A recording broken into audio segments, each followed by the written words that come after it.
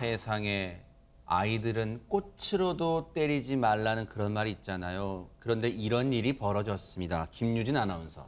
네, 지난달 28일 낮 광주에서 있었던 일입니다. 대낮 길거리에서 자신의 어린 아들을 무차별적으로 폭행한 엄마가 있었는데요. 어떤 일이 벌어졌던 건지 영상으로 보여드리겠습니다.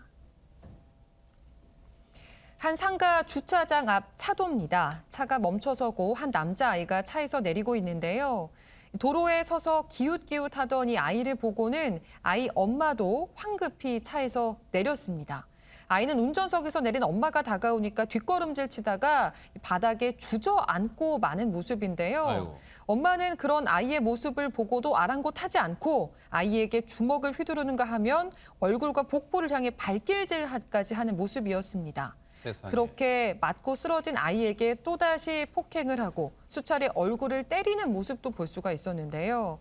이렇게 계속되는 폭행에 겁에 질린 아이는 손으로 얼굴과 머리를 감싼 채 뒷걸음질 아유. 치기도 했습니다. 세상에. 이런 충격적인 모습을 보고 지나가던 사람들이 걸음을 멈추고 아이와 엄마에게 몰려들자 그제야 무차별적인 폭행은 멈췄다고 합니다. 아니 어쩌다가 지금 이런 일이 벌어진 걸까요? 안진용 기자님 보고도 지금 믿기지가 않습니다. 두 사람의 관계가 많이 궁금하실 겁니다. 그런데 이 40대 여성 믿기지 않겠지만 이 아이의 친모가 맞습니다. 아하. 네, 이 아이는 고작 6세라고 하고요. 대낮에 도로 한복판에서 이루어진 폭행은 무려 1분 넘게 지속되자 사람들이 몰려들었고 그 뒤에야 멈추게 됩니다. 아이고. 그런데 고성까지 지르며 아이를 폭행한 이 여성은 말리려는 행인들에게 오히려 적반하장 태도를 보였다고 하는데요. 왜요? 어떡해요? 폭행을 말리려는 시민들을 향해 내 아들 내가 때리는데 당신들이 무슨 상관이냐며 되려 따지다가 이런 소란에 주위 사람들이 더 모여들자 다시 차량에 아이를 태운 후 달아났습니다. 아유 어떻게 이런 말을 할 수가 있어요? 내 아들 내가 때린다. 최진봉 교수님, 자식은 그 어떠한 경우라도 소유물 물건이 아니잖아요. 당연하죠. 말이 안 되는 얘기고요. 내 아들 내가 때린다니요. 그게 있을 수 없는 일입니다. 그건 법으로 처벌받게 돼 있습니다. 아이를 폭행하게 되면 친모라 하더라도 처벌받게 돼 있어요. 정말 잘못된 생각이고요. 아이는 인격체예요. 맞아요. 생명이고요. 네. 그 인격체를 저렇게 무차별적으로 때린다고 하는 건 이해가 안 되는데 지나가는 아까 보신 것처럼 경찰에 신고했던 그 학생들 무리 보셨잖아요. 그 학생의 목격자가 뭐라고 얘기하냐면 이게 한두 번이 아닌 것 같았다. 아유. 그 아이가 물론 엄마가 이제 그분 생각입니다. 네, 물론 네네. 그분 생각이지만 아이가 뒷걸음치면서 머리를 손으로 막아요. 이 말은 이게 한 번 그냥 맞았으면 저렇게 행동하지 않잖아요. 반복적인 어떤 행동이 결국 저 아이로부터 저런 반응을 불러일으킨다고 저는 보여지기 때문에 네. 저 부분도 경찰이 좀 밝혀낸다고 보여지고요. 네. 그리고 이제 아까 안지정 기자도 얘기했죠. 차를 타고 떠나버렸잖아요. 현장에서 떠났어요? 그렇습니다. 그런데 아. 경찰이 신고하고 경찰이 CCTV 확인해서 인근 상가 관계자들과 영상을 토대로 아이를 폭행했던 40대 여성을 신고했고요. 네. 이제 아마 경찰이 수사를 통해서 폭행 혐의에 대해서 아마 조사를 하지 않을까 그렇게 생각이 됩니다. 오죽했으면 저 폭행의 정도가 얼마나 심했으면 지나가던 행인분들 특히 학생들이 나서서 발벗고 나서서 뜯어 말리고 신고까지 했을까요? 얘기 한번 들어보시고 이어가 보도록 하겠습니다.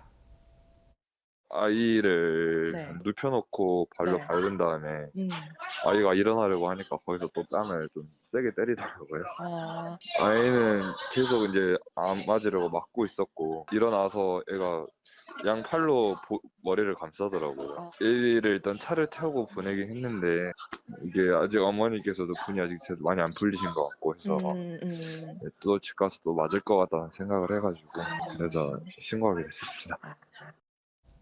홍유진 박사님, 저 당시에 아이는 얼마나 무서웠을까요?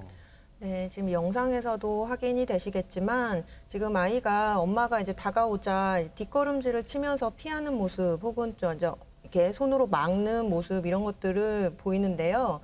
사실은 이제 아이가 굉장히 겁에 질려 있었다는 거죠. 그렇지만 이제 엄마와 아이라는 관계는 이제 굉장히 생애 초창기부터 애착 관계가 형성되는 그런 네. 관계예요. 그리고 외부로부터의 어떤 위협이나 보호에 그 위협에 좀 보호해줄 수 있는 굉장히 신뢰감과 안정감을 느낄 수 있는 존재가 이제 엄마와 아이 사이다 이렇게 네. 이야기를 할 수가 있겠는데요.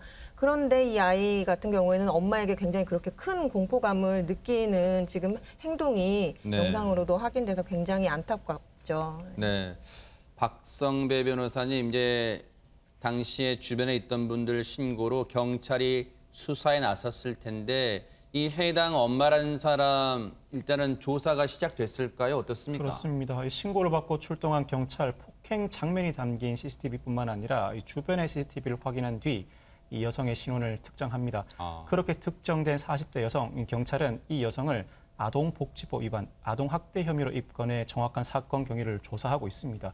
아울러 이전에도 혹시나 아동학대 행위가 있었는지 여부를 집중 수사하고 있는데 이 여성은 아이가 말을 듣지 않아 때렸다고 진술했다고 합니다.